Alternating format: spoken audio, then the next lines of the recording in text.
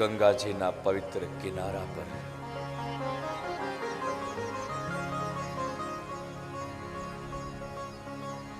સુખદેવજી મહારાજ કથારૂપી ગંગા અસ્ખલિત પ્રવાહ શ્રી મુખેથી આજ પ્રવાહિત કર્યો છે. પદ્માસન લગાવી અને આજ પરીક્ષિત મહારાજ બિરાજમાન છે.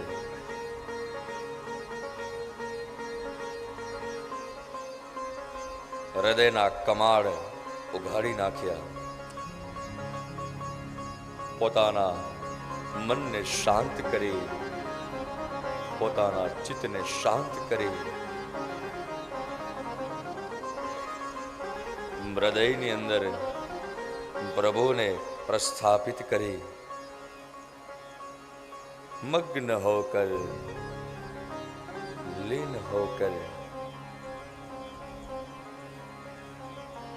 अपने आप की मुक्ति हेतु आज परीक्षित महाराज लीन हुए हैं. ओहो,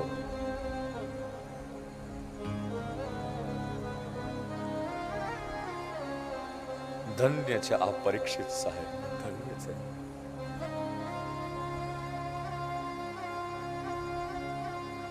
જેમને સુખદેવજી જેવો પરમહંસ આજ ગુરુના રૂપમાં મળ્યો, ગુરુના રૂપમાં મળ્યો. વક્તાના રૂપમાં આજ સુખદેવજી મહારાજ પરીક્ષિતની મુક્તિ હેતુ આવશે.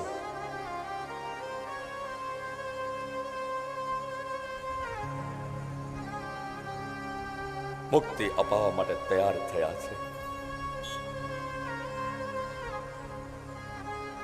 મોહનો ક્ષય કરવા માટે તૈયાર થયા છે. આજ मेरे भाई बहन, मुक्ति का मतलब ऐसा नहीं है जैसा हम और आप समझ रहे हैं. આપણે શું સમજીએ છીએ? મુક્તિ એટલે શરીર છૂટી જાય અને પછી એ આત્મા એ પરમાત્માના શરણ સુધી પહોંચે. આપણે આમ વૈકુંઠ સુધી પહોંચીએ, ગોલોક સુધી પહોંચીએ અને ત્યાં શું સમજીએ છીએ કે ત્યાં ભગવાન કૃષ્ણ છે, ગોલોકમાં રાધા કૃષ્ણ છે, વૈકુંઠમાં ભગવાન નારાયણ છે. અને ત્યાં આપણે એના શરણ સુધી પહોંચી જાય એટલે તમે ને હું એને મુક્તિ સમજીએ છીએ. આવી મુક્તિની વ્યાખ્યા તમે હું આજ દિવસ સુધી કરતા આવ્યા છીએ. ધ્યાન દેના.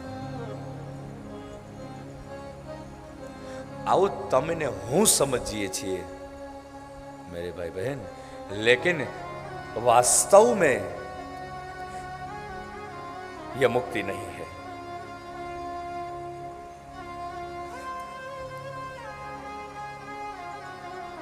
मेरे भाई बहन, मुक्ति का नाम है, दूसरा नाम है मोक्ष. समझाई છે? આ મોક્ષ શબ્દની અંદર જ સાર છુપાયેલો છે. રહસ્ય આ શબ્દની અંદર પડેલું છે. મોક્ષ યાની મોક્ષ મોહ વત્તા ક્ષય બરાબર મોક્ષ. મોહનો ક્ષય થઈ જાઓ એને મોક્ષ કહી શકાય.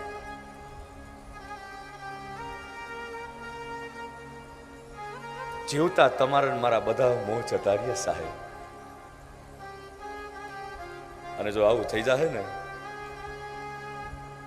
અને વાતે સાચે આપણે બધામાં મોહ જ છે ને, ધ્યાન દેના, પરમાત્માના મિલન માટે કોઈ બાધા રૂપ હોય, કોઈ વિઘ્ન રૂપ હોય, કોઈ પડદાર રૂપ હોય, તો એ તત્વનું નામ છે મોહ તત્વ. આહા. અને વાલા, આજ મોહરૂપી પડદાના કારણે તમે ને હું ઈશ્વરથી દૂર થઈ ગયા છે. જ્યાં સુધી તમારા ને મારા જીવનમાં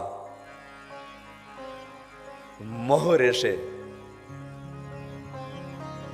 ત્યાં સુધી તમે ને હું પરમાત્મા સુધી નહીં પહોંચી શકીએ.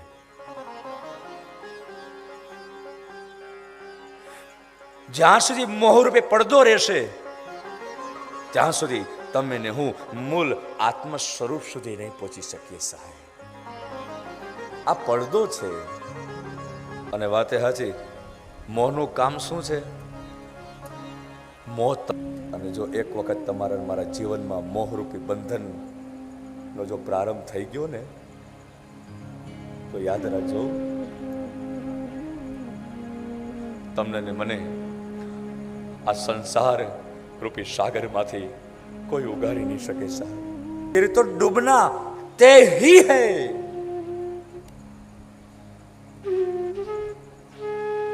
इस संसार रूपी सागर में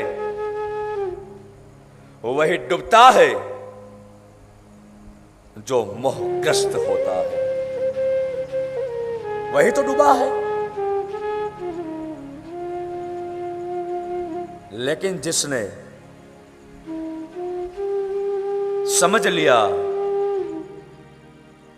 स्वीकार कर लिया, वो कहां डूबे हैं, वो कहां डूबे हैं? वो तो सब पार हो चुके हैं, वो तो सब पार हो चुके हैं, वो तो सब इस संसार से हमेशा के लिए मुक्त हो चुके हैं. આ બધા બંધનમાંથી છૂટી અને ઈશ્વર સુધી પહોંચી ગયા. અને જેના બંધન છૂટા, યાદ રાખજો વાલા, ત્યાં જ પ્રજ્વાલિતો જ્ઞાનમય પ્રદીપ, જ્ઞાનમય પ્રદીપ, જ્ઞાનમય પ્રદીપ, એના જ દીપ અંદર પ્રજ્વાલિત બન્યા છે. બાકી તો વાટ તો પરમાત્માએ બધાની અંદર મૂકેલી છે.